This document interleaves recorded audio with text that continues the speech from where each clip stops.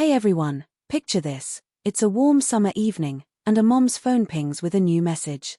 It's a selfie from her teenage daughter, grinning ear to ear, out camping with her grandparents. The mom smiles at first, her girl looks so happy, surrounded by trees and that golden campfire glow. But then, something catches her eye. She zooms in on the photo, and her heart starts racing. There's something or someone in the background that shouldn't be there. Her hands shake as she stares at the screen, panic creeping in. What did she just see? That's where our story begins today, and trust me, it's gonna pull you in and keep you guessing. Now, let me set the scene a bit. We're talking about a family that's super close, mom, dad, and their daughter, Kayla, who's 16 and full of life. Kayla's the kind of kid who's always up for an adventure, whether it's hiking with her grandparents or just chilling with her friends at school. Her mom, Lisa, is a worrier, though every mom is, right? She's always checking in, making sure Kayla's safe, especially when she's out of sight. This camping trip was supposed to be a fun little getaway, a chance for Kayla to bond with her grandparents in the great outdoors. Lisa was nervous about letting her go, but she told herself to relax. It's just a weekend, she thought. What could go wrong? Kayla's grandparents, Ruth and Henry, are the coolest. They're the type who tell wild stories about their younger days, teach you how to fish, and sneak you extra marshmallows for s'mores. They've been taking Kayla on little trips like this since she was tiny, so Lisa trusted them completely. The plan was simple: a couple nights in the woods, some campfire songs, maybe a dip in the lake. Kayla was beyond excited. She'd been texting her mom nonstop about how she couldn't wait to roast hot dogs and sleep under the stars. And when that selfie came through, it looked like everything was perfect. Kayla's smile was huge, her grandparents were probably just out of frame, and the forest around her was peaceful. Or so it seemed. But let's talk about that photo for a second. Lisa's staring at it now, her thumb sliding across the screen to zoom in closer. At first, she's just admiring her daughter. Kayla's got her hair pulled back, a smudge of dirt on her cheek from exploring, and that big, goofy grin that always makes Lisa laugh. But then, her eyes drift to the background. It's dark, sure, but there's something weird about the shadows. Is that a person standing behind the trees? Or is it just a trick of the light? Lisa's stomach twists. She zooms in even more, her breath catching. The figure, if it is a figure, looks like it's watching Kayla. It's too far to tell for sure, but it's enough to make Lisa's mom instincts go into overdrive. She tries to stay calm. Maybe it's nothing, she tells herself. Maybe it's just a weird branch or an animal or something totally innocent. But Lisa's not the type to brush things off. She calls her parents right away, her voice shaky as she asks if everything's okay. Ruth picks up, sounding cheerful as ever, saying they're all fine, just getting ready for bed. Kayla's in the tent, Henry's putting out the fire, everything's normal. But Lisa can't shake the feeling that something's off. She asks Ruth to check on Kayla, just to be sure. There's a pause on the other end, and then Ruth laughs, saying, "Lisa, you worry too much. She's right here." But Lisa's not convinced. That photo's burned into her mind now, and she's starting to wonder if she should drive out there herself. Let's rewind a bit, though, because there's another story I need to tell you, and it's just as gripping. This one's about a kid named Marcus, a 17-year-old who's just trying to get through his day. Marcus is on a crowded bus, heading home from school, when he notices a pregnant woman struggling to stand. She's got that tired look, one hand on her belly, the other gripping the railing. Without a second thought, Marcus stands up and offers her his seat. It's a small thing, right? Just a kid being kind. But what happens next changes everything. The woman smiles at him, grateful, and settles into the seat. Marcus doesn't think much of it, he's just glad she's not swaying with the bus anymore. But as he's about to get off at his stop, she reaches out and hands him a folded piece of paper. "Read this later," she says, her voice soft but serious. Marcus is confused, but he takes it, stuffing it into his pocket. He's not sure what to make of her. There's something about her eyes, like she knows something he doesn't. He nods, says a quick thanks, and steps off the bus, the note burning a hole in his pocket. Now, Marcus isn't the kind of guy who gets caught up in drama. He's quiet, keeps to himself, and mostly spends his time helping out at home or studying. His mom's always telling him he's got a good heart, but he just shrugs it off. So when he gets home and finally pulls out that note, he's not expecting much. Maybe it's just a thank you, he thinks, or some random flyer she's passing out. But as he unfolds it, his jaw drops. The words on that paper aren't just a thank you, there's something else entirely. Something that could turn his whole life upside down. Back to Lisa for a moment.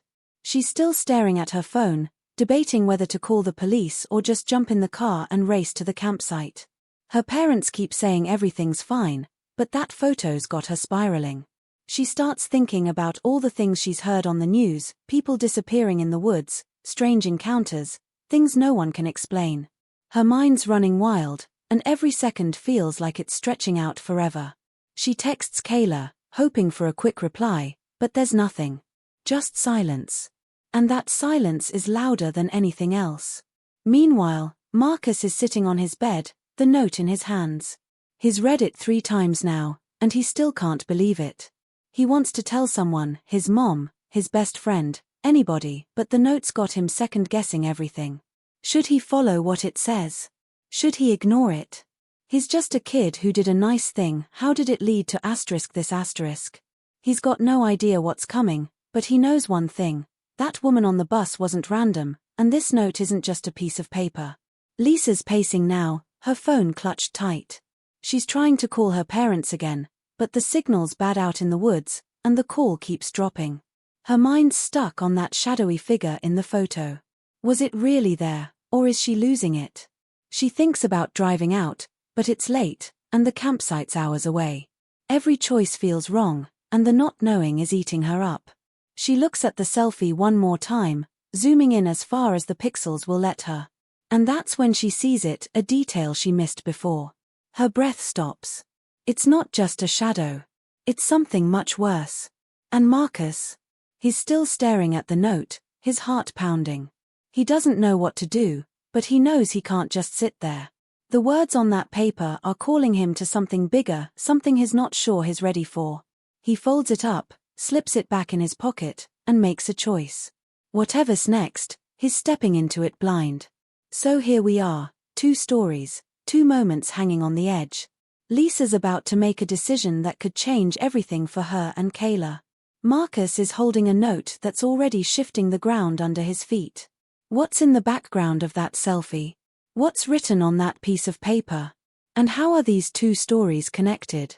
Stick with me, because we're just getting started, and the answers are gonna blow you away.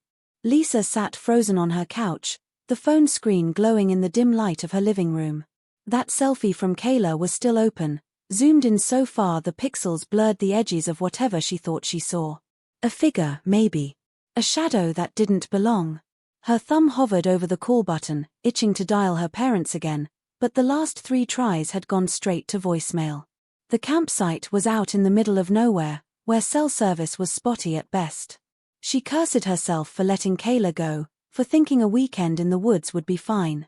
Her eyes flicked to the clock, 11:47 p.m. Too late to drive out there now, but too early to call the police without sounding like she was overreacting. Still, that image gnawed at her, like a splinter she couldn't pull out. She leaned back, closing her eyes for a second, trying to piece together the day. Kayla had been so excited that morning, bouncing around the kitchen with her backpack half-zipped, stuffing in extra socks and her favorite hoodie. "Mom, chill," she'd said when Lisa started fussing about bug spray and sunscreen. "Grandpa's got everything under control. It's just camping." Lisa had laughed then, brushing it off, but now those words felt like a taunt. She opened her eyes and scrolled through her texts with Kayla, looking for clues. The last one was from earlier that evening, before the selfie, having the best time. "Grandpa's telling ghost stories LOL. Nothing weird, nothing off. Just Kayla being Kayla." So why couldn't Lisa shake this feeling? Across town, Marcus was still sitting on his bed, the folded note now spread flat on his comforter. The words stared up at him, handwritten in neat, looping cursive that didn't match the shaky urgency he felt reading them. He'd expected a simple thank you, maybe a "you're a good kid" kind of thing. But this was something else. The note wasn't long, just a few sentences, but it was heavy, like it carried a weight he wasn't ready to pick up. He read it again, his lips moving silently, as if saying the words out loud would make them less real. "Meet me tomorrow. You'll understand why soon." An address was scrawled at the bottom, somewhere downtown he'd never been. No name, no explanation, just that. Marcus leaned back against the wall, his basketball shoes still on from earlier. The bus ride home had been normal, crowded, loud, the usual mix of people staring at their phones or out the windows. He'd only stood up for the woman because it felt right. She'd looked exhausted, her face pale under the bus's fluorescent lights, one hand cradling her belly like it was the only thing keeping her steady. When he offered his seat, she'd smiled, small, but warm, and said, "Bless you, young man." That was it. Or so he thought. Now, with this note in his hands, he wasn't so sure. Who was she? Why him? And what did "you'll understand why soon" even mean? Back at Lisa's house, the silence was starting to feel oppressive. She stood up, pacing the living room, her bare feet cold against the hardwood. She kept glancing at her phone, willing it to ring, for Kayla to text back with some silly emoji that would make this whole thing feel stupid. But nothing came. She thought about her parents, Ruth with her endless optimism, always humming old songs, and Henry, who could fix anything with a pocket knife and a bad joke. They'd never let anything happen to Kayla. Never. But that photo kept pulling her back, the blurry shape in the background like a question mark she couldn't answer. Lisa grabbed her laptop from the coffee table and opened it, her fingers trembling as she typed the name of the campsite into the search bar. Pinewood Lake, a family-friendly spot about 2 hours away. The website popped up, all cheery photos of kids canoeing and campfires crackling. Safe, fun, and unforgettable, the homepage bragged. She scrolled through reviews, looking for anything that might explain what she saw. Most were glowing 5 stars, happy families raving about the hiking trails and starry nights. But then, buried in the middle of the page, she found one that made her pause. 2 stars, posted a year ago. Beautiful place, but something felt off, it read. Kept hearing noises at night, like someone was walking around our tent. Never going back. Her mouth went dry. She clicked to see if the reviewer had said more, but that was it. Just a username, CampMom23, and no follow-up. She tried to tell herself it was nothing. Campgrounds were full of sounds, animals, wind, whatever. But the word "someone" stuck with her. She opened a new tab and typed Pinewood Lake incidents, her heart thudding.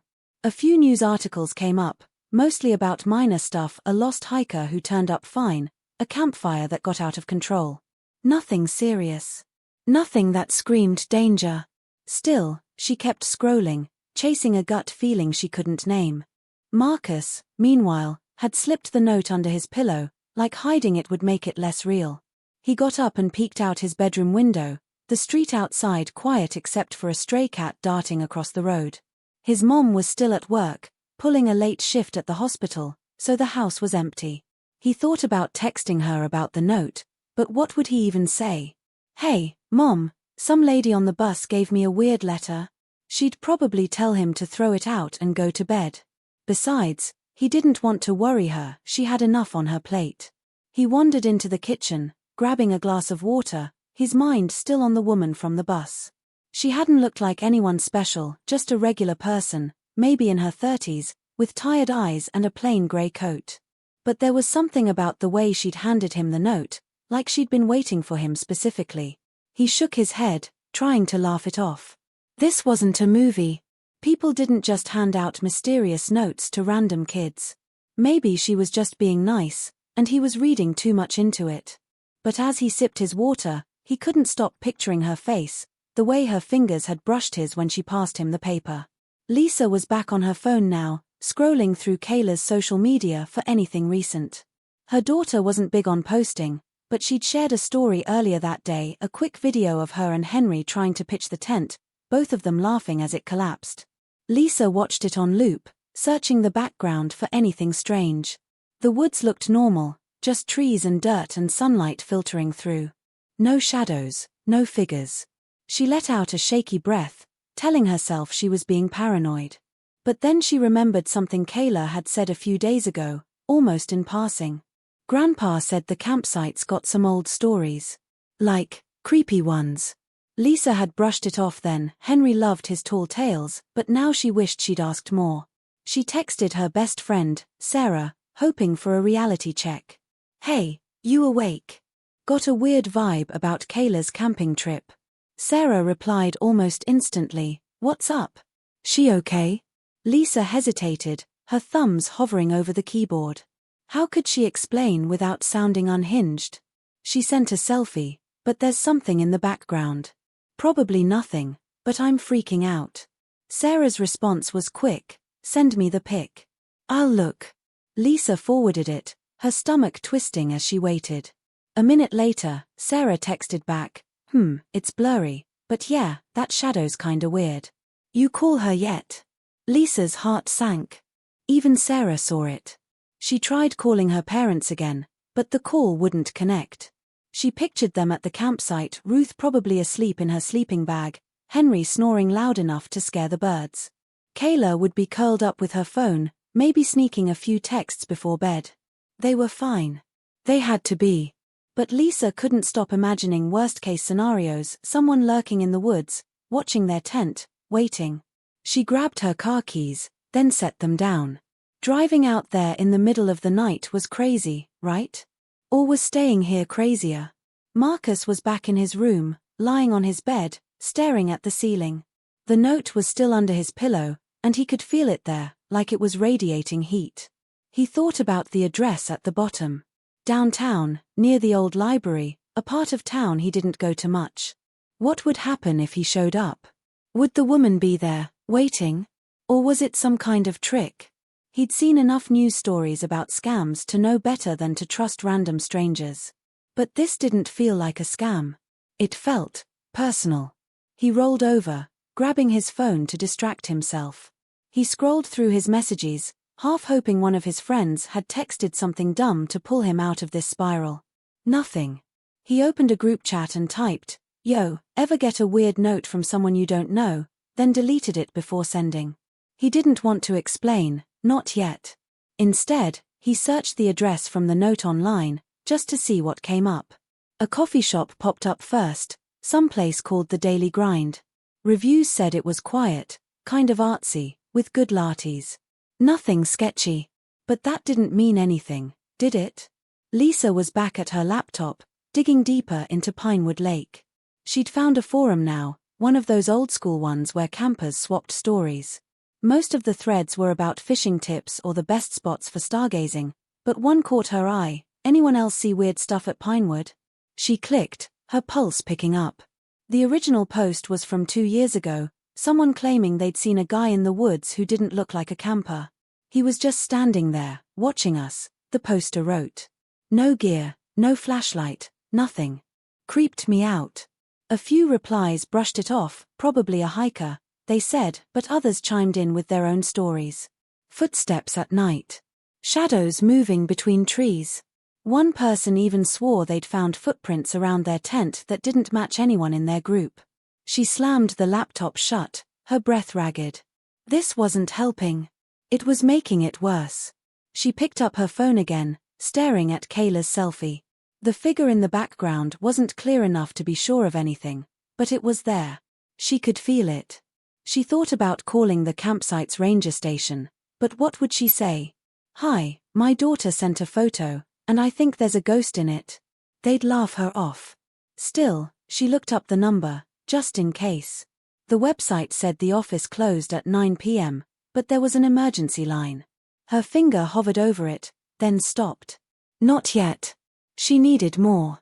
Marcus couldn't sleep.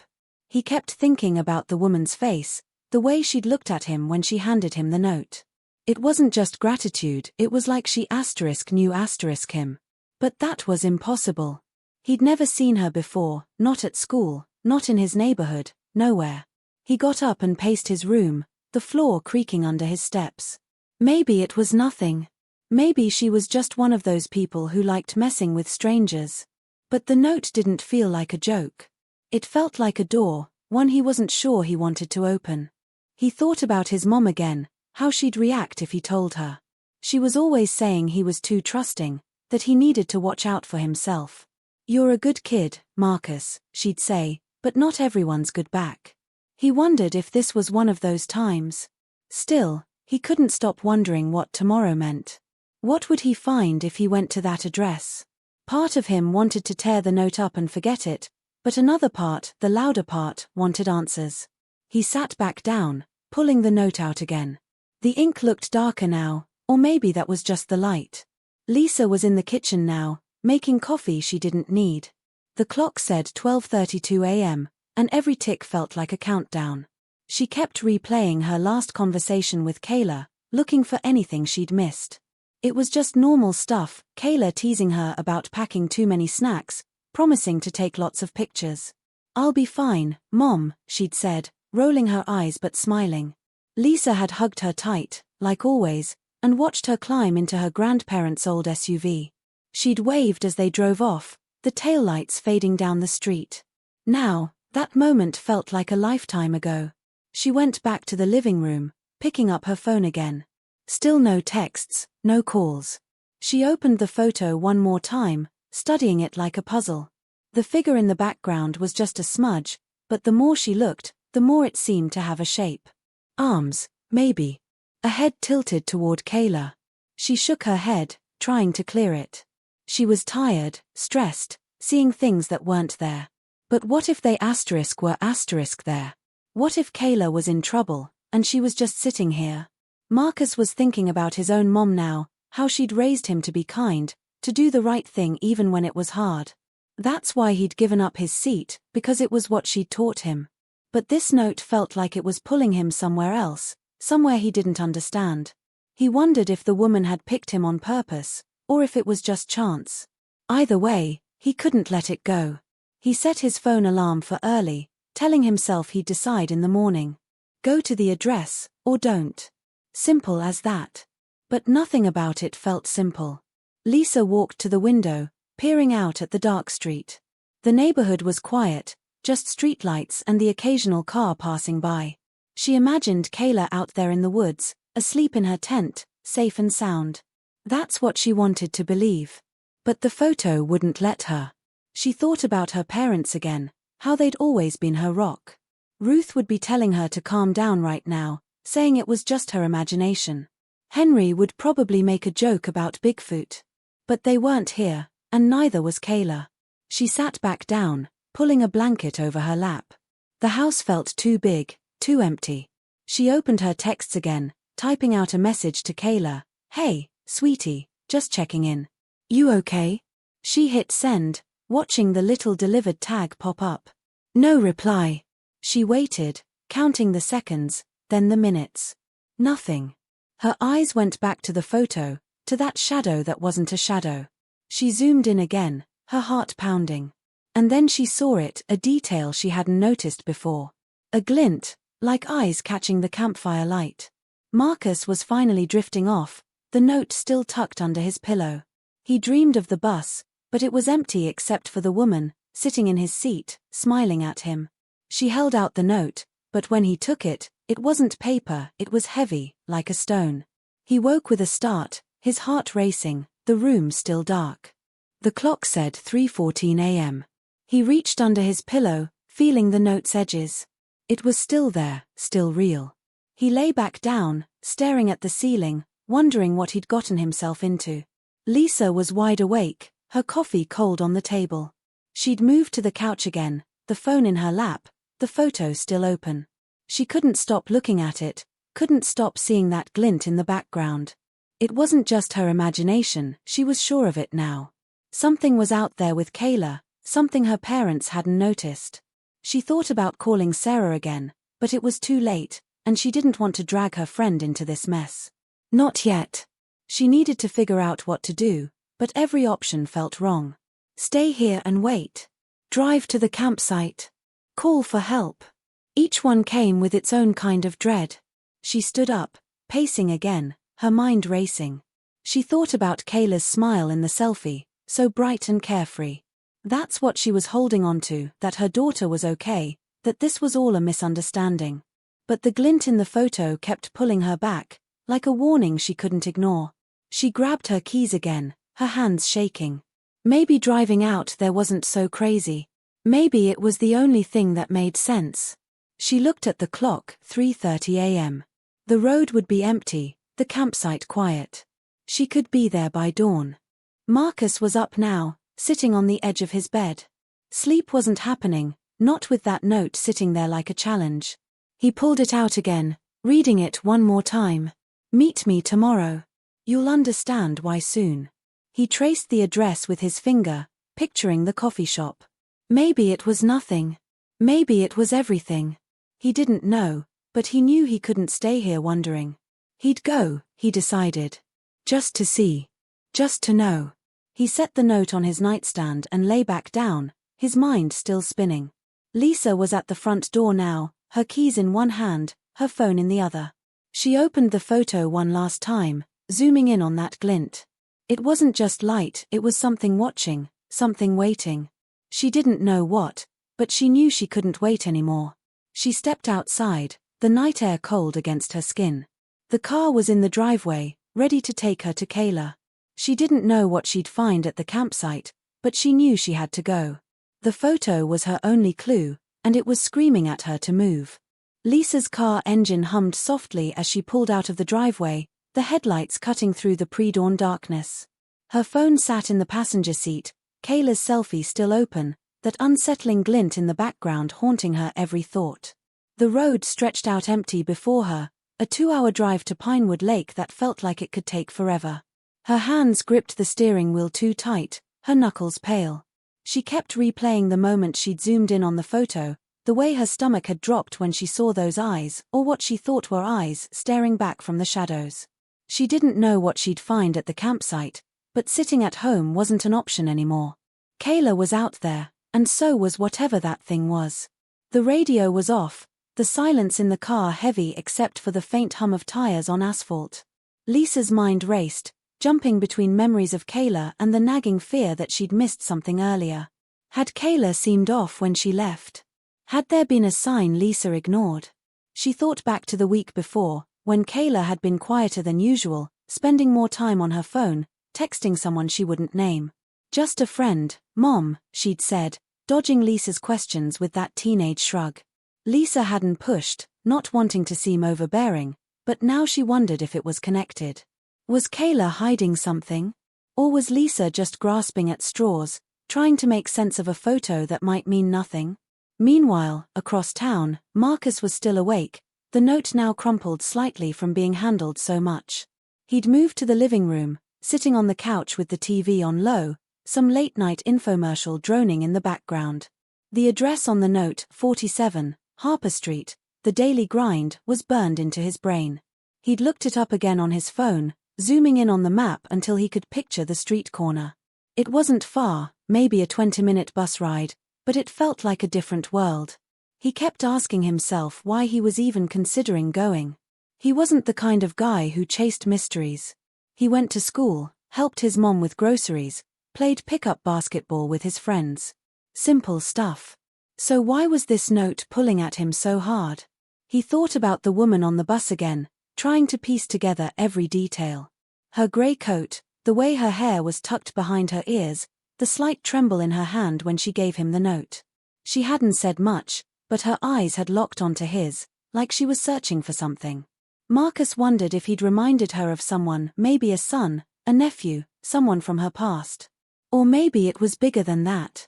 He pulled his hoodie tighter around him, the house too quiet without his mom's usual bustle.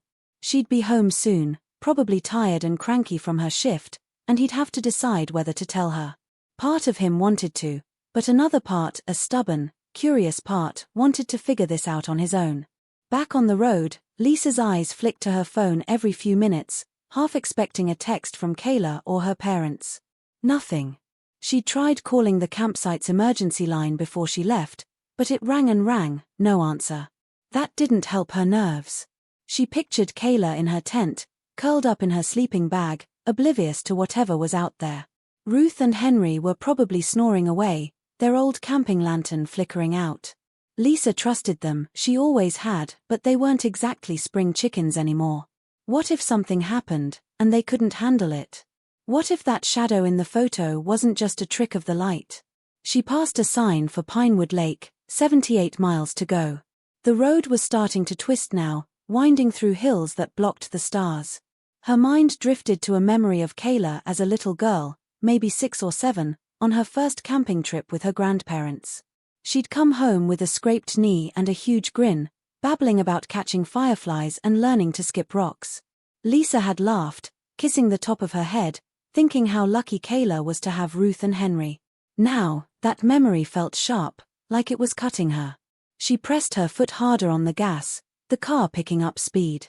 She didn't care if she got there before dawn, she just needed to see her daughter. Marcus got up from the couch, restless, and wandered to the kitchen. He grabbed a bag of chips, more to keep his hands busy than because he was hungry. The note was still on the coffee table, folded neatly now, like it was waiting for him to make a move. He thought about his best friend, Jay, who'd laugh and call this whole thing a prank. Some ladies probably just bored, man, he'd say, tossing a basketball at him. But Jay wasn't here, and Marcus couldn't shake the feeling that this wasn't a joke. He sat back down, opening his phone to search the coffee shop again. This time, he dug a little deeper, clicking through photos on its website. Cozy tables, chalkboard menus, baristas smiling. Nothing weird. But one picture caught his eye, a bulletin board in the corner, covered in flyers and notes. Was that where the woman wanted to meet him? Or was he overthinking it? Lisa's car hit a bump, jolting her back to the present. The road was narrower now, trees closing in on both sides. She glanced at the GPS, 45 miles left. Her phone buzzed, and her heart leapt, but it was just Sarah texting back. Any news? You okay? Lisa didn't reply, she couldn't, not with her hands shaking like they were. She kept picturing that glint in the photo, those maybe eyes watching Kayla. She'd tried zooming in closer before she left, but the image just got grainier, the shape dissolving into pixels. Still, it was enough to keep her moving, enough to make her wonder what else she hadn't seen. She thought about her parents again, trying to anchor herself in something solid.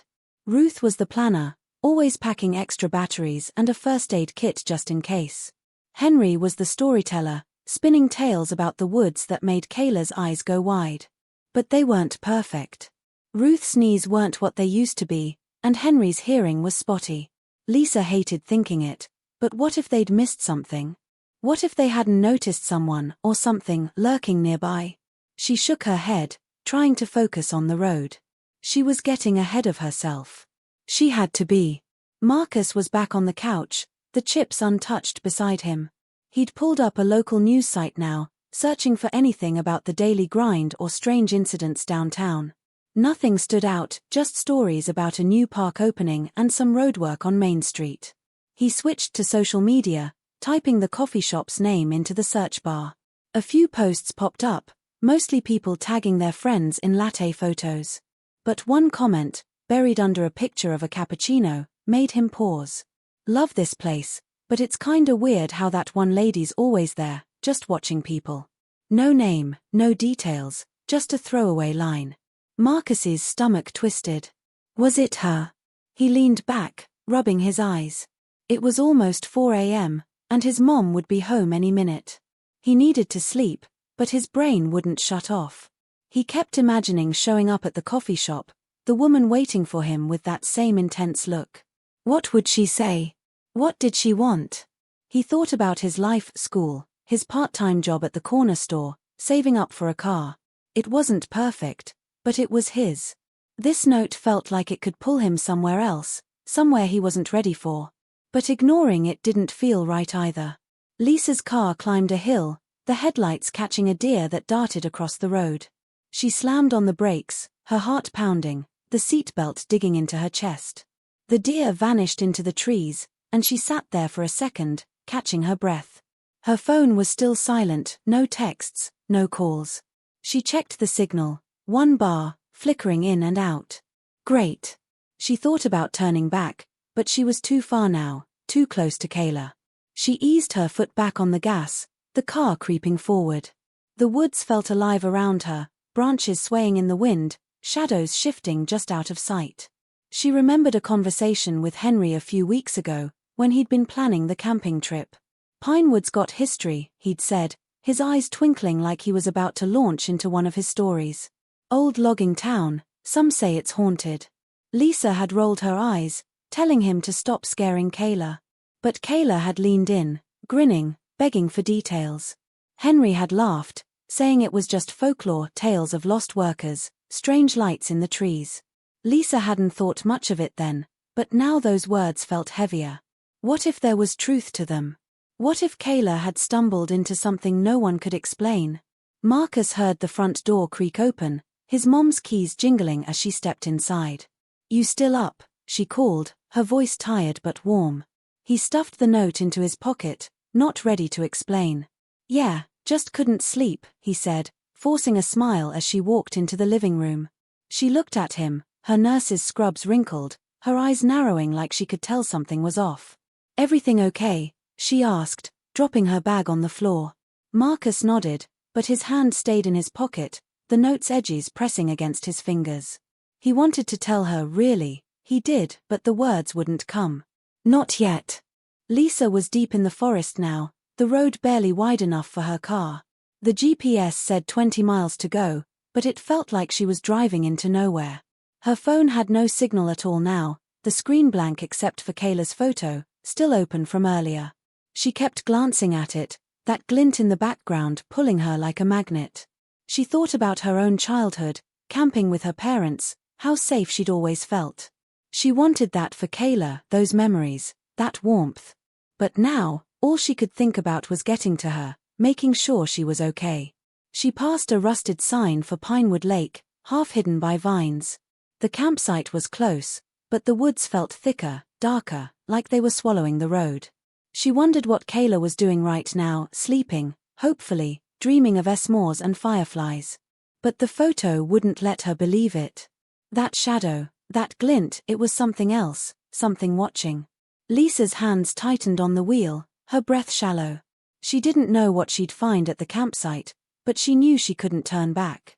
Marcus's mom was in the kitchen now, making tea, her voice floating out as she asked about his day. He answered in short bursts, his mind still on the note. He thought about the woman's words, "You'll understand why soon." What did that mean? Was it a promise? A warning? He pictured himself at the coffee shop, sitting across from her, hearing whatever she had to say. Part of him was scared, but part of him was curious, maybe even excited. He'd always played it safe, kept his head down. Maybe this was a chance to step out, to see what else was out there. Lisa's car rounded a bend, the campsite's entrance finally in sight. A wooden gate loomed ahead, closed but not locked, the ranger station dark beyond it. She slowed down, her headlights sweeping over the trees. No movement, no sound except the wind. She cut the engine, sitting there for a moment, her heart pounding. Kayla was somewhere in there, her parents, too. And maybe something else. She grabbed her phone, the photo still open, that glint brighter now, sharper. She stepped out of the car, the air cold against her skin, and took a deep breath. Whatever was waiting, she was here now. Marcus was back in his room, the note on his nightstand again. His mom had gone to bed, the house quiet once more. He lay down, staring at the ceiling, his alarm set for 7 a.m. He'd go to the coffee shop, he decided. Just to see. Just to know. But as he closed his eyes, he couldn't shake the feeling that he was stepping into something bigger, something that would change him. The note seemed to hum with possibility, or maybe danger. He didn't know which, but he'd find out soon enough. Lisa stood at the gate, her flashlight beam shaking in her hand. The campsite was silent, too silent, the kind of quiet that felt like it was holding its breath. She pushed the gate open, the creak loud enough to make her flinch. Her phone was useless now, no signal, no bars, but she kept it close, Kayla's photo her only guide. She started walking, the path crunching under her sneakers, her eyes scanning the darkness. Somewhere up ahead was her daughter, her parents, their tent. And somewhere, maybe, was that shadow from the photo, waiting for her to find it. Lisa's flashlight beam danced across the dirt path, catching on tree trunks and low-hanging branches as she moved deeper into Pinewood Lake's campsite. The air was sharp, heavy with the scent of pine and damp earth, and every step crunched louder than she wanted. Her phone was still clutched in her other hand, Kayla's selfie glowing faintly, that glint in the background like a beacon she couldn't ignore. The silence around her was unnerving, no crickets, no rustling leaves, just a stillness that pressed against her chest. She whispered Kayla's name under her breath, half hoping her daughter would hear it, half praying she wouldn't wake whatever else might be out here. The tent was close now, she could see the clearing ahead, a faint outline of canvas under the moonlight. But the closer she got, the more her stomach twisted, like she was walking toward something she wasn't ready to face. She stopped for a second, catching her breath, her flashlight sweeping the trees. The photo had her rattled, that shadow, those maybe eyes watching Kayla. She tried to convince herself it was nothing, a trick of the light or a weird reflection, but standing here in the dark, it felt real. Too real. She thought about her parents, Ruth and Henry, probably asleep in the tent, oblivious to her panic. They'd laugh at her in the morning, she told herself, Henry with his bad jokes, Ruth with her reassuring hugs. But what if they weren't laughing? What if they didn't know something was wrong? She shook her head, pushing the thought away, and started walking again, faster now, her flashlight bobbing with every step. Across town, Marcus was up with the sunrise, his sneakers laced tight, the note tucked in his jacket pocket like a secret he couldn't leave behind. The clock said 7:15 a.m., and his mom was still asleep, her bedroom door closed after her late shift. He'd scribbled a quick note for her, gone to meet a friend, back soon, and left it on the kitchen counter, hoping it was vague enough to avoid questions. The bus stop was a short walk, and the morning air felt crisp, waking him up more than he wanted. He kept touching the note through his jacket, its edges worn from being folded and unfolded so many times. Meet me tomorrow. You'll understand why soon. The words looped in his head, each one heavier than the last. He didn't know what he was walking into, but standing still wasn't an option anymore. The bus pulled up, brakes hissing, and Marcus climbed on, finding a seat near the back. The city was just waking up, delivery trucks rumbling, a few joggers out, streetlights still glowing faintly. He stared out the window, his reflection blurry against the glass, and tried to picture the woman from yesterday. Her grey coat, her tired eyes, the way she'd looked at him like he was more than just a kid on a bus. He wondered if she'd be at the daily grind when he got there, waiting with answers, or something else. His fingers tapped nervously on his knee, the note in his pocket feeling heavier with every mile. What if he was wrong to go? What if this was a mistake? But the bus kept moving, carrying him closer to whatever was waiting. Lisa reached the clearing now, her flashlight landing on the tent, her parents' old green one, sagging a little but still standing. It looked peaceful, almost too perfect, like a postcard of a happy camping trip. She called out softly, Kayla? Mom? Dad? Her voice sounded small, swallowed by the trees. No answer. She stepped closer, her heart hammering so loud she could feel it in her throat. The tent's zipper was closed, the fabric still, no sign of movement inside. She crouched down, shining her light through a mesh window, but it was too dark to see much, just shapes, maybe sleeping bags, maybe people. She called again, louder this time, Kayla. Still nothing. Her hands shook as she reached for the zipper, the metal cold against her fingers. She paused, glancing around the clearing. The campfire was just ashes now, a faint wisp of smoke curling up. Kayla's backpack was propped against a log, her water bottle glinting in the moonlight. Everything looked normal, but it didn't feel normal. That photo was still burning in her mind, the glint in the background sharper every time she pictured it. She scanned the trees, her flashlight catching on branches that looked too much like arms, shadows that seemed to shift when she wasn't looking. Was something out there, watching her right now? She gripped her phone tighter, the selfie still open, and forced herself to focus. She had to check the tent. She had to know. Marcus's bus stopped a block from the daily grind, the doors opening with a whoosh that made him flinch. He stepped off, the street quiet except for a guy sweeping the sidewalk outside a deli. The coffee shop was just ahead, its sign swinging gently in the breeze, windows fogged up from the morning chill. Marcus stood there for a second, his breath visible in the air, his hand in his pocket clutching the note. He could turn back, catch the next bus home, pretend this never happened. But his feet moved anyway, pulling him toward the door.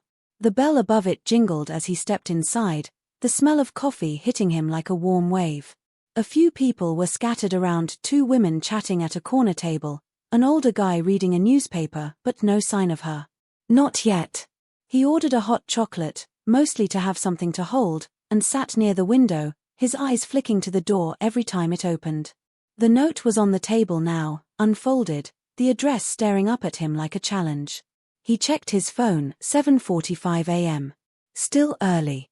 Maybe she wouldn't show. Maybe this was all a weird mix-up, and he'd laugh about it with Jay later. But his gut told him otherwise. He sipped his drink, barely tasting it, and watched the street outside. A woman in a grey coat passed by, and his heart skipped. She looked like her, didn't she? But she kept walking, not even glancing at the shop. He leaned back, his leg bouncing under the table, the waiting worse than anything. Lisa unzipped the tent slowly, the sound loud in the quiet clearing. She held her breath, shining her flashlight inside, expecting, hoping, to see Kayla's sleepy face, Ruth's messy bun, Henry's snoring sprawl. But the tent was empty. Sleeping bags were rolled up neatly, a lantern sat in the corner, but no one was there. Her stomach dropped, her flashlight shaking in her hand. "Kayla," she said again, her voice cracking. She stepped inside, the air stuffy, her light sweeping over every inch. Nothing, no phones, no shoes, no sign of them. She stumbled back out, her chest tight, and scanned the clearing again. The backpack was still there, the water bottle, the ashes. But where were they? She ran to the edge of the trees, her flashlight darting between trunks, her voice louder now, desperate. "Kayla. Mom. Dad." The woods swallowed her words, giving nothing back. She fumbled with her phone, the selfie still open, that glint mocking her.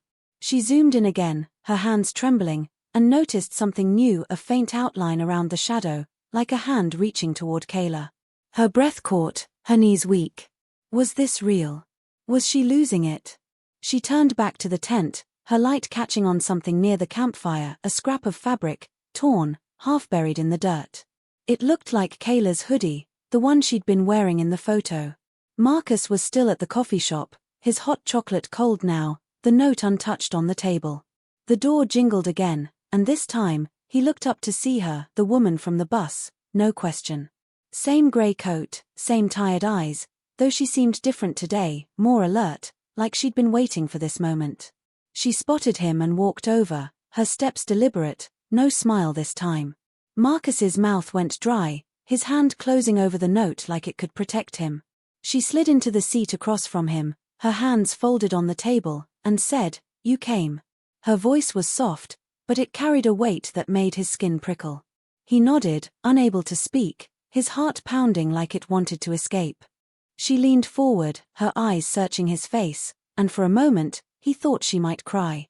"I wasn't sure you would," she said, her fingers twitching like she wanted to reach for something, him, maybe, or the note. He swallowed, finding his voice. "What's this about? Why me?" She didn't answer right away, just looked at him, like she was seeing someone else in his place. Then she reached into her bag, pulling out a small envelope, plain white, no writing. "This is for you," she said, sliding it across the table. "But you need to hear me out first." Marcus stared at the envelope, his hand frozen, the coffee shop fading around him. Whatever was in there, he knew it would change everything. Lisa was on her knees now, digging at the dirt around the torn fabric, her flashlight propped against a rock. It was Kayla's hoodie. She recognized the logo, the frayed strings. Her fingers shook as she pulled it free, the fabric damp, smelling of earth and something metallic. She held it to her chest, her breath hitching, her mind screaming that this wasn't right, that Kayla wouldn't leave this behind. She stood, swinging her light across the clearing, shouting Kayla's name until her throat burned. The woods stayed silent, but she felt it now, a presence, like eyes on her back. She turned, her beam catching nothing but trees, but the feeling didn't leave. Something was out there, and it knew she was here.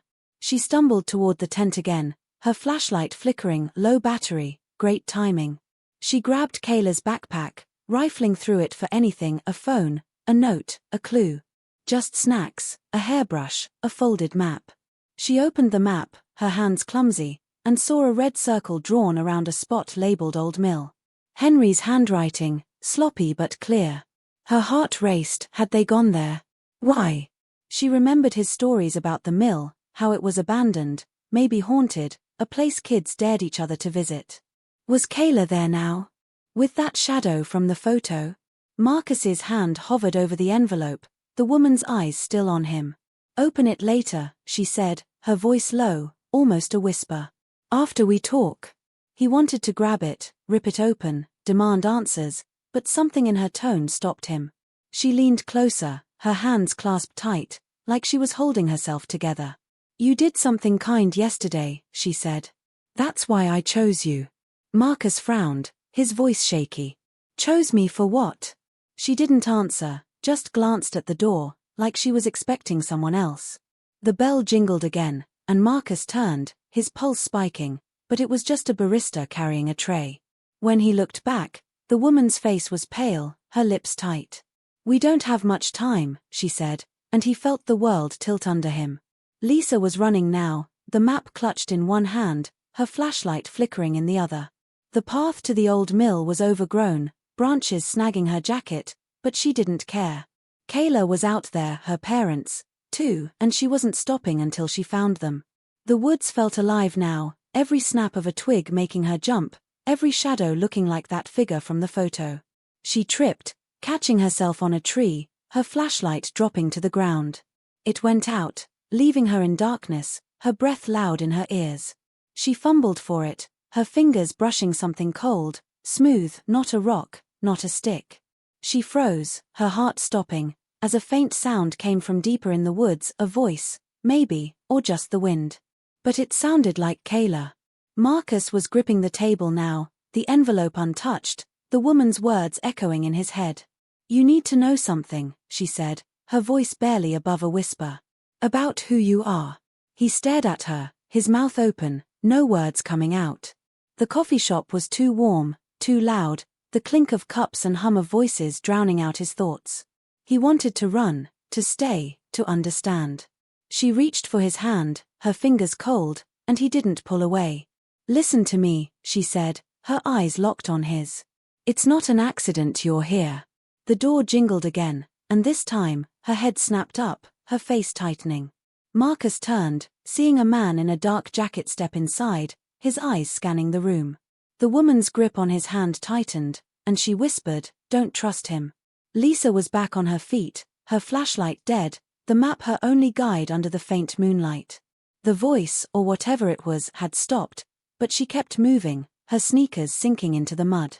The mill was close, its silhouette looming through the trees, jagged and broken like a skeleton. She called Kayla's name again, softer now, afraid of who else might hear. The air felt thicker here, heavier, like it was pushing her back. She reached the mill's entrance, a gaping hole where a door used to be, and stopped, her breath catching. Inside, something moved, a shadow, quick and low, gone before she could be sure. Her hand tightened on the map, Kayla's hoodie still tucked under her arm. She stepped forward, her voice trembling. Kayla. It's Mom. The darkness swallowed her words, and somewhere inside, a floorboard creaked. Lisa stood frozen at the entrance to the old mill, the darkness inside swallowing her whispered call for Kayla. The creak of the floorboard echoed in her ears, sharp and deliberate, like someone or something had shifted their weight. Her flashlight was useless now, dead in the mud somewhere behind her, and the faint moonlight barely reached past the broken doorway. Kayla's hoodie was still clutched under her arm, its damp fabric a reminder of how wrong this all felt. She wanted to run inside, to scream her daughter's name until she found her, but her legs wouldn't move. That shadow she'd seen, quick and low, was burned into her mind, too much like the one in Kayla's selfie. Her breath hitched as she strained to listen, catching a faint rustle from deeper in the mill, not wind, not leaves, but something alive. Then, a voice, so soft she almost missed it, murmured, "Mom?" Lisa's heart leapt, but before she could answer, a hand grabbed her arm from behind, yanking her back into the night. She spun, her scream caught in her throat, and found herself staring at Henry, his face pale under his old baseball cap. "Lisa, what the hell are you doing here?" he hissed, his voice low, his grip tight. Her relief crashed into confusion. Where was Kayla? Where was Ruth? She pulled free, her words tumbling out. "Dad, I saw something in Kayla's photo, a shadow, eyes, I don't know. The tent was empty, her hoodie was torn, and now I heard her in there. Henry's eyes widened, but there was something off about his expression, a flicker of fear she didn't expect. He glanced at the mill, then back at her, his voice dropping even lower. You shouldn't be here. It's not safe. Lisa's stomach twisted. Not safe. What did he know? Before she could press him, a faint light flickered inside the mill, like a candle being lit, and Henry's face went rigid. Stay here, he said, but Lisa was already moving, her fear for Kayla stronger than his warning. Across town, Marcus sat rigid in the coffee shop, the woman's cold hand still on his, her whispered words, "Don't trust him," ringing in his ears. The man in the dark jacket was at the counter now, ordering a coffee, but his eyes kept darting toward their table. Marcus's pulse pounded, the envelope still unopened in front of him, the woman's grip anchoring him to the moment. Who is he? Marcus managed, his voice barely steady. The woman leaned closer, her breath warm against his ear. Someone who's been looking for you. 4 years. His heart stopped. Looking for him? Why?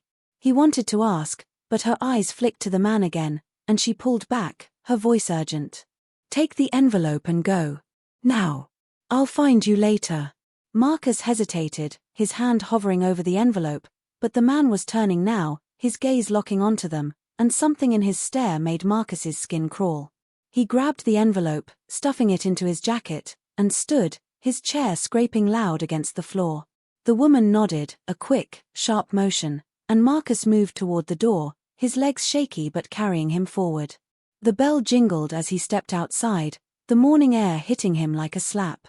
He glanced back through the window, the man was still at the counter, but the woman was gone, her seat empty, like she'd vanished. Marcus's breath caught. Where did she go? He started walking, fast, his sneakers slapping the pavement, the envelope heavy in his pocket. He didn't know what was in it, didn't know who that man was, but her words, 4 years, kept looping in his head, each one tightening the knot in his chest. Lisa was inside the mill now, ignoring Henry's protests, her eyes adjusting to the dim glow of that flickering light.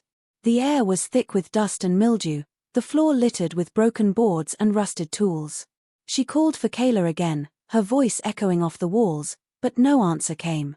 Henry was behind her, his steps heavy, muttering something she couldn't catch. The light was coming from deeper in, around a corner where the mill's old machinery loomed like ghosts. Lisa's heart raced, she was so close, she could feel it, but every shadow seemed to move, every creak felt like a warning. She clutched Kayla's hoodie tighter, its metallic smell stronger now, and realized with a jolt it wasn't just dirt. Her fingers brushed something sticky, and she held it up to the faint light, blood, smeared across the fabric, still wet. Her knees buckled, a sob catching in her throat, but before she could collapse, the light ahead went out, plunging them into darkness. Henry grabbed her again, his voice sharp. Lisa, we need to go now. But she shook him off, her panic turning to fury. Where's Kayla? Where's Mom? What aren't you telling me? He didn't answer, just pulled her toward the entrance, his strength surprising her. She fought back, twisting free, and ran toward where the light had been, her hands out, feeling her way through the dark. Something brushed her arm, fabric, maybe, or skin, and she froze, her breath loud in the silence. Kayla, she whispered, praying it was her. A low hum started, like machinery waking up, and the floor vibrated under her feet. Henry's voice came from behind, desperate now. Lisa, it's not what you think. But before she could turn, a figure stepped into her path, tall and silent, its eyes catching the moonlight just like the glint in the photo. Marcus was half a block from the coffee shop, his heart still racing, when he heard footsteps behind him. He didn't look back, just walked faster, his hand in his pocket, gripping the envelope like it could keep him safe. The street was busier now, people heading to work, but he felt exposed, like those eyes from the coffee shop were still on him. He ducked into an alley, his back against a brick wall, and pulled out the envelope, his fingers trembling. Just open it, he told himself. See what's inside. But before he could, his phone buzzed, a text from an unknown number. Don't open it yet. Wait for me. His breath caught. The woman. How did she have his number? He looked around, the alley empty, but the footsteps were closer now, steady and deliberate. He shoved the envelope back in his pocket and ran, his sneakers pounding, the city blurring around him. Lisa's scream echoed through the mill as the figure loomed closer, its face hidden in shadow, those glinting eyes fixed on her. She stumbled back, her hands up, Kayla's hoodie falling to the floor. "Who are you?" she choked out, her voice shaking. The figure didn't move, didn't speak, just stood there, the hum of the machinery louder now, vibrating through her bones. Henry was shouting something, his words lost in the noise, but Lisa couldn't look away from those eyes. They weren't human, not quite. She thought of the photo, the stories Henry told, the blood on Kayla's hoodie. Her mind screamed that this was it, the thing that had been watching her daughter, but where was Kayla? Where was Ruth? The figure took a step, its hand reaching out, and Lisa's vision blurred with tears, her body frozen, waiting for whatever came next. Marcus burst out of the alley, the street opening up in front of him, but the footsteps didn't stop. He glanced back, catching a glimpse of the man from the coffee shop, his dark jacket unmistakable, his pace unhurried but relentless. Marcus's lungs burned, his legs heavy, but he kept running, weaving through pedestrians, his mind racing. Who was this guy? What did he want? The woman's words, "looking for you," for years, felt like a trap now, one he'd walked right into. His phone buzzed again, another text, "Keep moving. I'm close." He didn't know if he could trust her, didn't know if the envelope was worth all this, but he couldn't stop now. He turned a corner, the city swallowing him, the man's shadow still trailing like a ghost. Lisa's back hit the mill's wall, the figure inches away, its hand hovering near her face. The hum was deafening, the air thick with something she couldn't name, fear, maybe, or something older. Henry was there now, pulling at her, his voice breaking through. "Lisa, it's not what it seems. We didn't know." Didn't know what? She wanted to scream, to fight, but those eyes held her, glinting with a purpose she didn't understand. Somewhere deeper in the mill, a door slammed, and a voice, Kayla's, unmistakable, cried out, "Mom, help." Lisa's fear shattered into action, her body lunging past the figure, toward her daughter's voice, the darkness closing in around her. Marcus was at a crosswalk now, cars honking, his chest heaving as he scanned the street. The man was gone, at least. He couldn't see him, but the feeling of being watched hadn't left. His phone was silent, the woman's text stopped, the envelope still sealed in his pocket. He thought about throwing it away, ending this whole thing, but something stopped him. Her words, her eyes, the way she'd said "who you are." He crossed the street, his steps slower now, his mind torn between running and facing whatever this was. A shadow moved in a shop window, too close, and Marcus froze, his hand on the envelope, the world holding its breath. Lisa's body surged forward, her legs carrying her past the shadowy figure in the mill, its glinting eyes fading as Kayla's desperate cry, "Mom, help," echoed through the darkness. The hum of the machinery was deafening now, vibrating through the walls, but Lisa didn't care. Her daughter was here, alive, and nothing was stopping her. She stumbled over broken boards, her hands scraping against rusted metal, Henry's voice fading behind her as he shouted something about waiting, about danger. She didn't listen. The mill's air was thick, choking, but she pushed deeper, following the sound of Kayla's voice to a narrow stairwell leading down. Her heart pounded, the blood on Kayla's hoodie still smeared on her hands, but that cry gave her hope. Kayla was close, she had to be. The stairs creaked under her weight, leading to a basement lit by a single flickering bulb. Lisa's breath caught as she saw them, Kayla and Ruth, huddled in a corner, their faces pale but alive. Kayla's eyes widened, tears streaking her cheeks as she ran to Lisa, throwing her arms around her. "Mom, you're here," she sobbed, her voice muffled against Lisa's chest. Ruth stood shakily, her hands trembling, but before Lisa could ask what happened, she saw it, a makeshift altar in the center of the room, covered in candles, old photos, and strange symbols scratched into the wood. Her stomach twisted. This wasn't just an abandoned mill. Something was wrong, deeply wrong. She held Kayla tighter, her eyes locked on the altar, when Henry appeared at the bottom of the stairs, his face grim. "We tried to stop it," he said, his voice breaking. "We didn't know it'd go this far." Across town, Marcus's hand was still on the envelope, his body frozen at the crosswalk as the shadow in the shop window vanished. His phone buzzed again, no message this time, just a missed call from that unknown number. The city hummed around him, oblivious to the panic clawing at his chest. The man in the dark jacket was nowhere in sight, but Marcus felt him, like a weight pressing down. He started walking again, faster, his sneakers slapping the pavement, the envelope's edges digging into his palm. He needed answers, now. The woman's words, "who you are," burned in his mind, and he couldn't wait anymore.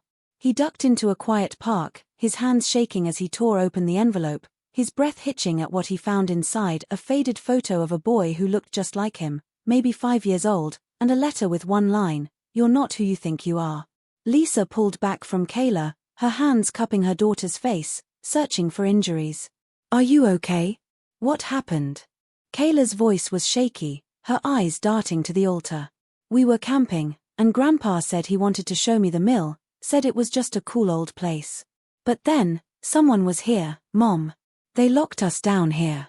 Lisa's gaze snapped to Ruth, then Henry, her anger rising. "Who? Why didn't you call me?" Ruth's voice was hoarse, her eyes red. "We couldn't, Lisa. No signal, and then, they took our phones." Henry stepped closer, his hands up, pleading. "It's the stories, Lisa. The ones I told Kayla about the mill. They're not just stories. Some folks out here, they believe in something. Something old." Lisa's blood ran cold. The symbols, the candles, the blood on Kayla's hoodie, it wasn't random. This was a ritual. Marcus's knees buckled as he stared at the photo, the boy's face so familiar it hurt. The letter's words blurred in his vision, his mind racing to make sense of it. He wasn't who he thought. What did that mean? His mom, his life, everything he knew, none of it felt real anymore.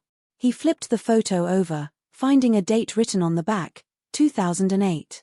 He would have been 5 then.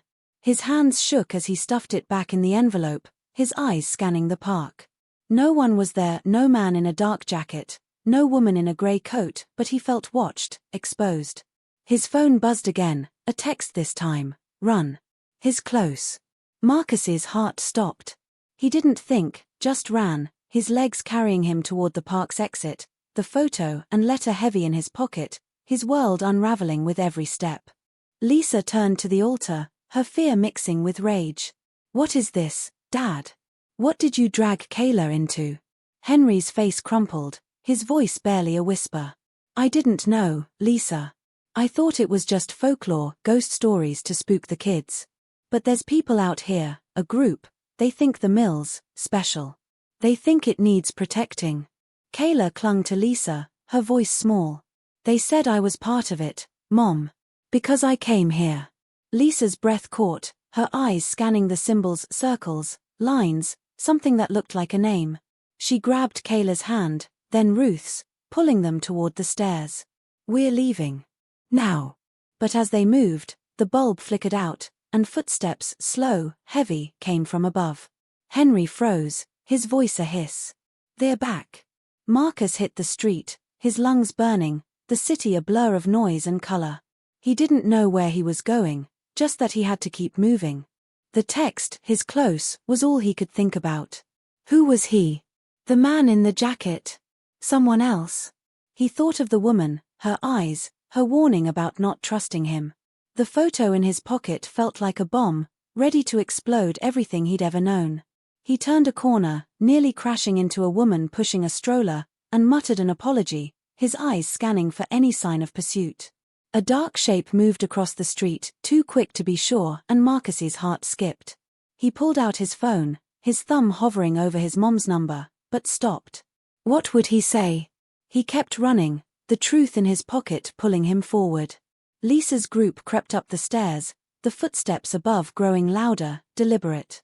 Kayla's hand was sweaty in hers, Ruth's breathing ragged behind. Henry led the way, his pocket knife out, though it looked useless against whatever was coming. The mill's darkness pressed in, the air thick with that same metallic smell from Kayla's hoodie. Lisa's mind raced the selfie, the glint, the altar. It was all connected, but how? They reached the main floor, the moonlight spilling through the broken doorway, and Lisa's hope flared.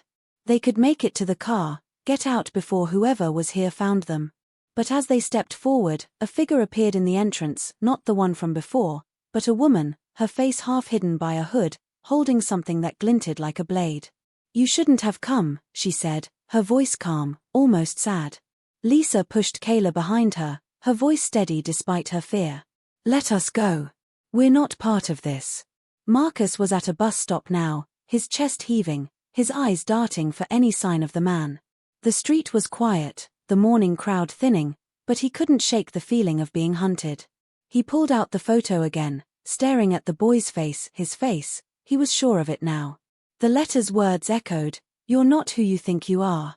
He thought of his mom, her late shifts, her tired smiles, the way she'd always said he was her whole world. Was it a lie? His phone buzzed, a call this time, the unknown number again. He answered, his voice shaky. "Who is this?" The woman's voice came through, soft but urgent. "Marcus, listen. You're in danger, but you're also the key. That photo, it's you, but it's more. Meet me at the old bridge, now." He started to ask what she meant, but the line went dead, and across the street, the man in the jacket stepped out from a doorway, his eyes locked on Marcus. Lisa stared at the woman in the mill, her heart pounding, Kayla's sobs quiet behind her. The blade caught the moonlight, its edge sharp enough to make Lisa's skin prickle. Henry stepped forward, his knife raised, but the woman didn't flinch. "You don't understand," she said, her eyes flicking to Kayla. "She was chosen. The mill needs her." Lisa's rage exploded. "She's my daughter. You don't get to choose her." The woman's face softened, almost pitying, and she lowered the blade slightly. "It's not me. It's bigger than all of us." Before Lisa could respond, a low hum started again, the floor shaking, and the altar's symbols glowed faintly in the basement below, like they were waking up. Ruth gasped, clutching Lisa's arm, and Henry's knife dropped, his face ashen. "They're here," he whispered, and Lisa realized he didn't mean the woman. Marcus sprinted toward the old bridge, the man's footsteps heavy behind him. The photo and letter were still in his pocket, the woman's voice on the phone pushing him forward. The bridge was close, its rusted frame looming over the river, and Marcus could see her now, the woman from the bus, standing at the center, her gray coat flapping in the wind. He reached her, gasping, and she grabbed his shoulders, her eyes fierce. "You're not just Marcus," she said, her voice trembling.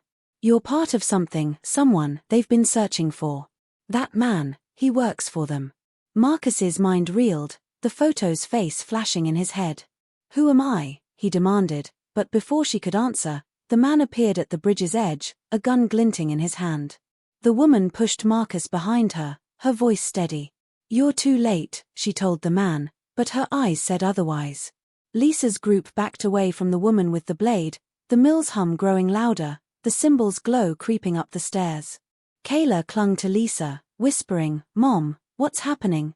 Lisa didn't know, but she knew they had to move. She pulled Kayla and Ruth toward the side of the mill, where a broken window offered a way out. The woman didn't follow, her eyes distant, like she was listening to the hum. Henry stayed behind, facing her, his voice low. "This isn't right, Clara. You know it." Lisa froze. Clara? Her dad knew her. But there was no time to ask. She pushed Kayla through the window, helping Ruth next, the glass scraping her hands. The hum was a roar now, the air electric, and as Lisa climbed out, she saw shapes moving in the mill, more figures, their eyes glinting like the one in the photo. They weren't alone. Marcus ducked behind the woman on the bridge, the man with the gun advancing, his face calm but cold. "Give me the boy," he said, his voice flat. The woman laughed, bitter. "You can't have him. Not after everything." Marcus's heart raced, his hand on the photo, the truth so close he could taste it. "Tell me," he whispered to her, desperate. She turned, her eyes soft for the first time. "You were taken, Marcus. Hidden. To keep you safe from them." Before he could process it, a shot rang out, not from the man, but from behind him. He fell, blood pooling, and Marcus spun to see another figure, a woman, older, her face familiar in a way that stopped his breath. The woman in the grey coat gasped, "No," and Marcus realized the truth wasn't just in the photo. It was her, the new woman, stepping forward, her gun still raised, her eyes locked on him like he was her whole world. Lisa and her family stumbled into the woods, the mill's hum fading but the glinting eyes still in her mind. Kayla was shaking, Ruth barely keeping up, and Lisa's hands stung from the glass. They reached the car, piling in, Lisa's keys trembling as she started the engine. "What about Grandpa?" Kayla cried, but Lisa didn't answer, she couldn't. The mill was alive behind them, its windows glowing now, and she floored the gas, the tires spinning on dirt. They were safe, they had to be, but as they sped away, Lisa glanced at Kayla's hoodie, still in her lap. A small carving fell out, a symbol, like the ones on the altar, etched with her initials. Her blood ran cold. This wasn't over. Marcus stood on the bridge, the older woman's gun lowering, her face crumpling as she looked at him. "Marcus," she said, her voice breaking. "I'm your mother." The woman in the grey coat stepped back, tears in her eyes, and Marcus's world shattered. His mom, the one at home, wasn't his mom. The photo, the letter, the chase, it all clicked, but not enough. The man was dead, but sirens wailed in the distance, and the older woman reached for him, her hand trembling. "We have to go," she said, but Marcus couldn't move, the envelope falling to the ground, the boy's face staring up at him. His face. Her face. And somewhere, deep down, a memory stirred her voice, singing to him, years ago, before everything changed. The car's engine roared as Lisa sped away from Pinewood Lake, the mill's eerie glow fading in the rearview mirror. Kayla sat in the passenger seat, her arms wrapped around herself, still shivering despite the heater blasting. Ruth was in the back, her breathing uneven, her hands clasped tight like she was praying. The symbol-etched carving, Kayla's initials stark against the dark wood, lay in Lisa's lap, a weight heavier than its size. She gripped the steering wheel, her knuckles white, her mind reeling from what they'd escaped. Kayla was safe, Ruth was here, but Henry was still back there, and that name, Clara, kept echoing in her head. Who was she? How did her dad know her?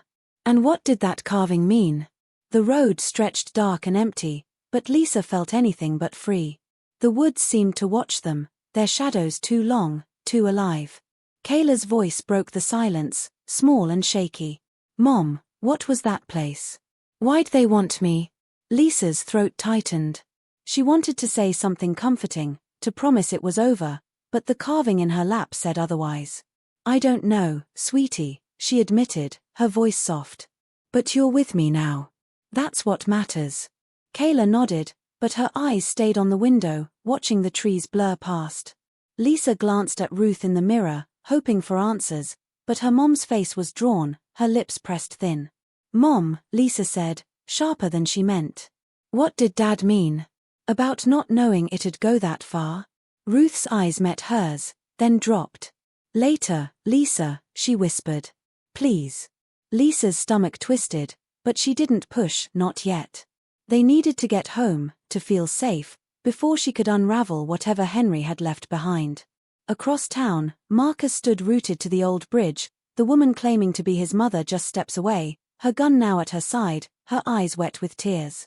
The woman in the grey coat, Ellen, she'd said her name was, stood back, her face a mix of relief and pain.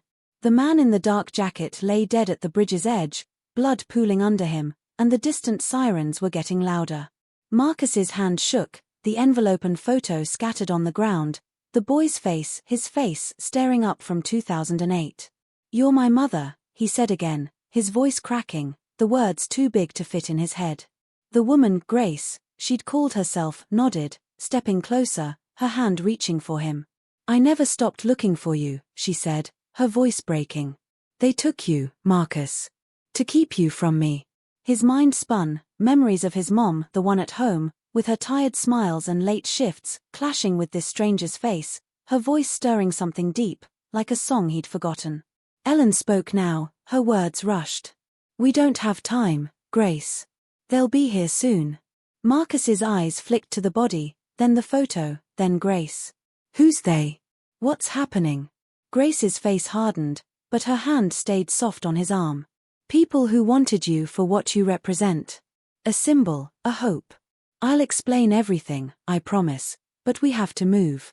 The sirens wailed closer, red and blue lights flashing at the street's end, and Marcus's legs felt like lead. Run with her, or stay and face whatever came next. His whole life felt like a lie, and the truth was slipping through his fingers. Lisa's car hit the highway, the forest finally giving way to open road. Kayla had fallen quiet, her head against the window, her breathing steadier now. Lisa's hands loosened on the wheel, but her mind wouldn't rest. The carving was still there, its edges smooth, like it had been handled often. She thought of the mill, the altar, those symbols glowing in the dark. Henry's words, "It's not what you think," played on repeat, and Clara's face, half hidden by that hood, lingered like a ghost. Lisa glanced at Ruth again, her mom's silence louder than any answer. "Mom," she said, her voice low so Kayla wouldn't hear. "You knew something, didn't you? About Dad, about that place." Ruth's shoulders tensed, but she didn't look up. "It was years ago," she said finally, her voice barely audible. "Stories he heard, people he met. We thought it was harmless." Lisa's chest tightened. Harmless? Kayla had been locked in a basement, blood on her hoodie, symbols carved with her name. "Harmless doesn't do this," she snapped, her voice shaking. Ruth's eyes met hers in the mirror, red and tired. Henry got curious, Lisa. Too curious. He found people, locals, who believed the mill was special. Said it held power, something tied to the land. He didn't believe it, not really, but he kept going back. For the stories. Lisa's breath caught. Stories. The ones he'd told Kayla, the ones that drew her to the mill. "And Clara?" she asked, her voice sharp. Ruth hesitated, then whispered, "She was one of them. A believer." He thought she was just eccentric until tonight. Lisa's hands shook, the carving burning in her lap. Her dad hadn't just stumbled into this. He'd been part of it. Marcus ran with Grace and Ellen, the bridge fading behind them as they slipped into an alley, the sirens screaming past. His lungs burned, the photo and letter still in his pocket, their weight pulling at him. Grace's hand was firm on his wrist, guiding him through narrow streets, Ellen close behind, her eyes scanning for trouble. "Where are we going?" Marcus gasped, his voice rough. Grace didn't slow, her voice steady despite their pace. "Somewhere safe. Away from them." He wanted to stop, to demand the whole story, but the fear in her eyes, the same fear he'd seen in Ellen's, kept him moving. The man's body flashed in his mind, the gun, the blood. Whoever they weren't playing games. They ducked into an old warehouse, its windows boarded, the air thick with dust. Grace finally stopped, her breath heavy, and turned to Marcus, her face softer now. "I know this is too much," she said, her hand on his shoulder. "But you're my son. I lost you when you were 5, taken by people who thought you were important. A child born under certain stars," they said. Marcus's head spun, the letter's words, "You're not who you think you are," ringing true. He pulled out the photo, his voice shaking. "This is me, isn't it?" Grace nodded, tears spilling. "I took it the day before they came. I've carried it ever since." Ellen stepped forward, her voice gentle. "I helped her find you, Marcus. I've been watching, waiting for the right moment. That's why I gave you the note." Lisa's car pulled into their driveway just as dawn broke, the sky a soft pink that felt wrong after the night they'd had. Kayla stirred, blinking at the house like it was a dream, and Lisa reached for her hand, squeezing it tight. "We're home," she said, her voice steadier than she felt. Ruth climbed out slowly, her face etched with guilt, and Lisa followed, the carving tucked in her pocket now, its edges pressing against her thigh. Inside, the house was quiet, too normal, dishes in the sink, Kayla's sneakers by the door. Lisa locked the door behind them, her hands still trembling, and turned to Ruth. "No more waiting," she said, her voice low. "Tell me everything. Now." Kayla curled up on the couch, watching them, her eyes wide but tired, and Lisa hated how much her daughter had seen. Ruth sat heavily, her hands twisting in her lap. "It started years ago," she said, her voice shaky. "Henry loved the woods, you know that. He'd talk to anyone, hikers, locals, old-timers. One summer, he met Clara at Pinewood. She told him about the mill, said it was a place of power, tied to some old ritual. He thought it was nonsense, but he kept going back, asking questions. Clara introduced him to others, a group, small but devoted. They believed the land needed a sacrifice, something to keep it alive. Lisa's blood ran cold. A sacrifice, she whispered, glancing at Kayla, who was listening now, her face pale. Ruth nodded, tears falling. Not like you think, not killing. They wanted someone to carry the land's story, to belong to it. Henry didn't believe it, but he stayed close, thinking he could learn more. He never thought they'd choose Kayla. Lisa's rage flared, but it was drowned by fear. Choose her for what? Ruth's voice broke. To stay. To be part of their ritual, tied to the mill forever. That's why they took her there, why they locked us in. Clara said it was her destiny. Lisa's hand went to the carving, her fingers tracing Kayla's initials. And this? She asked, holding it up. Ruth's eyes widened. They gave it to her. A mark, they said. To show she was chosen. Kayla's voice was small, barely a whisper. They said I'd feel the woods, Mom. Like they were alive. Lisa pulled her close, her heart breaking. You're not theirs, she said fiercely. You're mine. But the carving felt alive in her hand, its weight a reminder that the mill wasn't done with them. Marcus sat on a crate in the warehouse, the photo in his hands, Grace and Ellen watching him like he might break. The sirens had faded, the city waking up outside, but inside, time felt frozen. So I was stolen, he said, his voice raw. Grace nodded, sitting beside him, her hand hovering like she wasn't sure he'd let her touch him. You were born during a rare alignment, stars, planets, things I didn't understand then. They believed it made you special, a key to something bigger. Power, maybe, or hope. They took you from me, gave you to another family to keep you hidden. I've been searching ever since. Marcus's mind flashed to his mom, his other mom, her late shifts, her love. Did she know? He asked, his voice trembling. Grace's face softened. No. She thought you were hers. They made sure of it. Ellen spoke now, her voice steady. I was part of their group, years ago. Not a believer, just curious. When I saw what they did to Grace, I left. I've been helping her ever since, tracking you. The man on the bridge, he was one of theirs, sent to bring you back. Marcus's stomach twisted, the letter's words sharper now. Back for what? Ellen hesitated, then said, they think you can finish what they started. A ritual, tied to you, to something they've been building for years. Marcus's hand closed over the photo, his face, his younger self, staring back. And if I don't? Grace's voice was fierce. You don't have to. You're my son, not their symbol. We'll keep you safe. But her eyes flicked to the warehouse door, like she knew safety was a promise she couldn't keep. Lisa was in the kitchen now, making tea, her hands moving on autopilot while Kayla showered upstairs. Ruth sat at the table, the carving between them, its symbols catching the morning light. Lisa's phone was charging, no new messages, no word from Henry. She'd called the police on the drive home, reporting the mill, Clara, everything, but they'd sounded skeptical, promising to check. She didn't trust them to find her dad or to understand what they'd walked into. Mom, she said, setting a mug in front of Ruth. What happens now? If they think Kayla's theirs, will they come for her? Ruth's hands shook as she took the mug, her voice low. I don't know, Lisa. Henry said they'd never hurt her, that it was about belonging, not harm.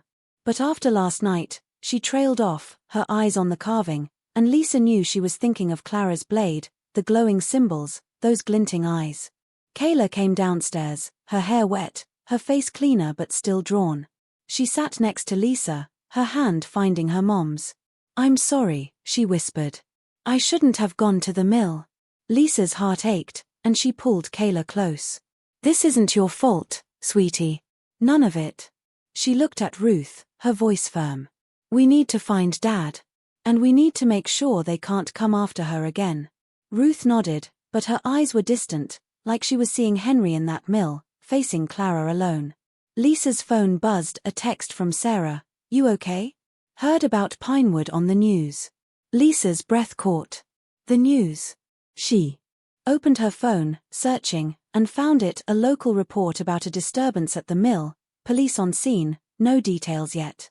Her hands shook as she typed back, "We're home. Call me later."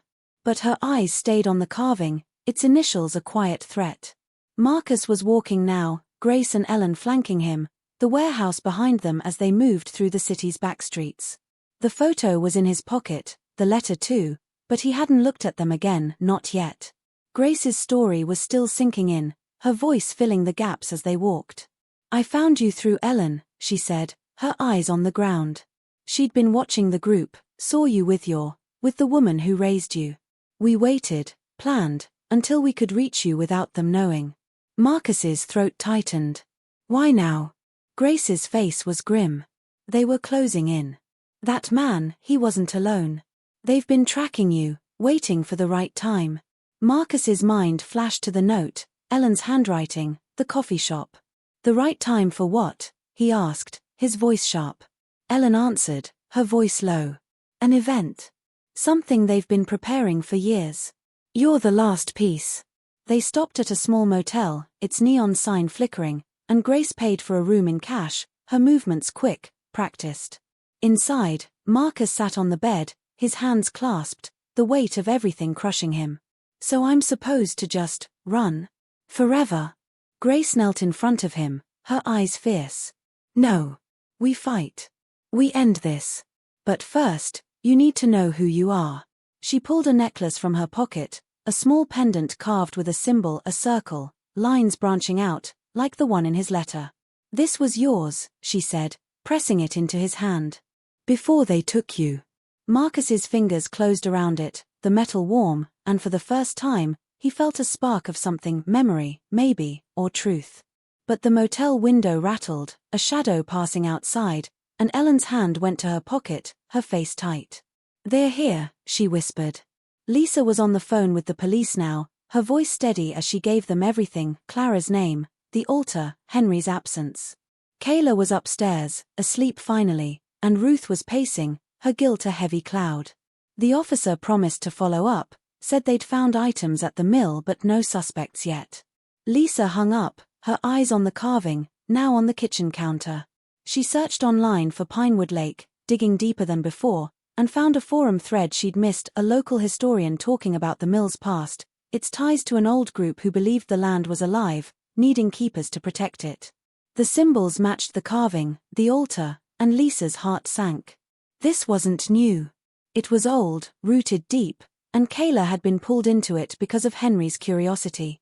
She called Sarah, needing a friend, and poured out the story, the selfie, the shadow, the mill, the carving.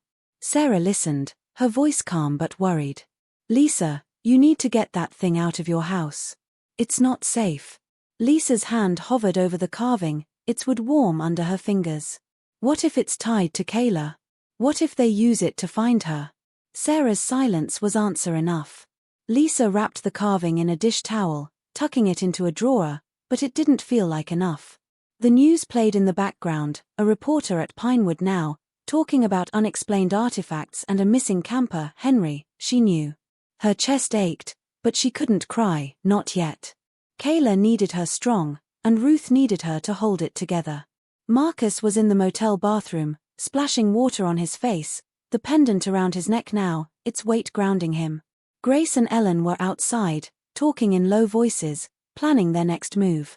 He looked in the mirror, his face the same but different, like the boy in the photo was staring back. His mom, the one who raised him, felt so far away, her love real but built on a lie. He texted her, his fingers hesitating, "I'm okay, just need some time. I'll explain soon." He hit send, his throat tight, knowing she'd worry but not ready to face her. Not until he understood. Grace knocked, her voice soft. "We're leaving soon. They won't stop, Marcus."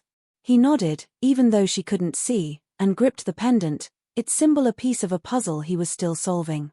Lisa sat with Ruth late into the morning, the house quiet except for Kayla's soft snores upstairs. Ruth's story spilled out now, no more holding back, Henry's trips to the mill, his talks with Clara, the group's growing hold on him. He thought he could study them, Ruth said, her voice hollow. Like they were a project. But they saw him as one of theirs, and when Kayla came along, she stopped, tears falling. Lisa's hand found hers, squeezing tight. "We'll find him," she said, though she wasn't sure she believed it. The carving was still in the drawer, its presence loud despite the towel, and Lisa knew they couldn't stay here, not with that thing in their house. She called the police again, pushing for answers, and they confirmed a search was on for Henry, but Clara was gone, no trace. Marcus and his group moved at dusk, slipping out of the motel into a borrowed car, Ellen driving, Grace beside her, Marcus in the back. The pendant hung heavy against his chest, its symbol a link to a life he didn't remember. Grace turned, her face soft but urgent. "We're going to a safe house, Marcus. Somewhere they can't find us. Then we'll figure out how to stop them." He nodded, but his mind was on the letter, the photo, the man's body on the bridge. "What do they want with me?" he asked, his voice steady now, demanding truth. Ellen glanced at him in the mirror. "It's not just you. It's what you carry, hope, power, whatever they call it. They think you'll complete their work, something they've been chasing for decades." Marcus's hand tightened on the pendant, his heart racing. "And if I don't?" Grace's voice was fierce. "You won't. You're my son, not their pawn." Lisa packed bags for her and Kayla, her hands moving fast, Ruth watching from the doorway. "Where will you go?" Ruth asked, her voice small. Lisa didn't look up. "Somewhere safe. A hotel, maybe, until we know they're not coming for her." The carving was in a plastic bag now, tucked in her purse, too dangerous to leave behind. She'd called a friend of Henry's, a retired ranger who knew Pinewood, and he'd promised to dig into the group's history, find names, places, anything to track Clara. Kayla came downstairs, her backpack slung over one shoulder, her face braver now. "I'm okay, Mom," she said, though her eyes flicked to the purse, knowing what was inside. Lisa hugged her, fierce and quick. "We're gonna be fine," she said, and this time, she almost believed it. The safe house was a small cabin, miles from the city, surrounded by fields that felt open but exposed. Marcus sat at a rickety table, Grace making coffee, Ellen checking the locks. The pendant was still around his neck, its symbol a quiet hum against his skin. He'd read the letter again, its one line, "You're not who you think you are," less a mystery now, more a truth he was starting to accept. Grace sat across from him, her hands wrapped around a mug. "I know it's hard," she said, her voice soft. "But you're here now. With me." Marcus nodded, his throat tight. "What about her? The woman who raised me?" Grace's face softened. "She loved you, Marcus. That's real. We'll find a way to tell her, when it's safe." He wanted to believe her, but the pendant felt heavy, like it carried more than just memory. Lisa and Kayla checked into a motel, its neon sign buzzing outside their window. Ruth stayed behind, insisting she'd wait for news about Henry, her guilt too heavy to leave. Lisa tucked the carving into the room's safe, its symbols hidden but not forgotten. Kayla sat on the bed, scrolling her phone, her face brighter now, like distance from the mill had lifted something. "Can we go home soon?" she asked, her voice hopeful. Lisa smiled, brushing a strand of hair from her face. "Soon," she said, though she wasn't sure. The ranger friend called later, his voice grim. Clara's group had been around for decades, small but stubborn, tied to old land rights no one fully understood. "They're scattered now," he said. "Police spooked them. But they don't forget." Lisa's hand went to the safe, her heart heavy. She'd protect Kayla, no matter what. Marcus spent days at the cabin, learning Grace, her laugh, her habits, the way she hummed when she cooked. Ellen taught him to spot tails, to move quiet, skills he hoped he'd never need. The pendant stayed on, its symbol a bridge to his past, and he started to feel it, her love, his real mom, the one who'd never stopped searching. He called his other mom, finally, his voice shaking as he told her he was safe, needed time, would explain soon. She cried, her love pouring through the phone, and Marcus promised himself he'd see her again, when the danger passed. Ellen got word the group was quiet, licking their wounds after the bridge, but Marcus knew better than to relax. The pendant was a reminder they'd come for him, one day. Lisa and Kayla moved to a new town, a fresh start, the carving destroyed, burned in a fire pit behind the motel, its ashes scattered. The police found Henry, alive but shaken, hiding in the woods, Clara's group gone underground. He came home to Ruth, his stories silenced now, his guilt a shadow he'd carry forever. Lisa watched Kayla bloom again, laughing with new friends, her eyes free of that mill's darkness. But at night, Lisa checked the locks, her dreams filled with glinting eyes, symbols glowing. She'd saved her daughter, but the woods had left their mark, a whisper she'd never fully shake. Marcus visited Grace's old house, months later, the pendant still around his neck. It was small, cluttered with photos of him, as a boy, with her smile. He met his other mom, too, her hug fierce, her questions gentle. They cried together, piecing love from truth, and Marcus felt whole, like the boy in the photo had finally come home. Ellen stayed close, her warnings softer now, the group a distant threat. Marcus walked the city sometimes, the pendant warm against his chest, and wondered what he'd carried, what hope, what power. He didn't know, but he knew he was enough, just as he was. Lisa stood on her new porch, Kayla's laughter drifting from inside, a sound that healed her every time. The mill was a memory, Clara a ghost, but the lesson stayed. Love was stronger than any ritual, any symbol. She looked at the stars, their light steady, and felt Henry's regret, Ruth's strength, Kayla's courage. They'd survived, and that was everything. The woods might whisper, but Lisa's heart was louder, her daughter's hand in hers a promise that no shadow could break.